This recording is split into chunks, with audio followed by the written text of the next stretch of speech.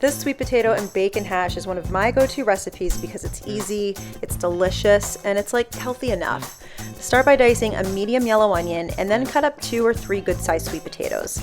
You can peel them if you want, but I like to leave the skin on, one because it's easier, plus I like the texture, and the skin has a ton of nutrients, so it's win-win. Next, dice up a few slices of bacon. You can use as much or as little or whatever kind you want here. Some days just call for a little extra, if you know what I mean. Render out the bacon in a little bit of oil for just a few minutes until it starts to crisp up. Then move it over to the side and add the onions, let them saute, and then add the sweet potatoes. Season them with salt, pepper, and then lots of smoked paprika, which is really going to enhance that smoky bacon flavor without adding like a ton more bacon. It's so good.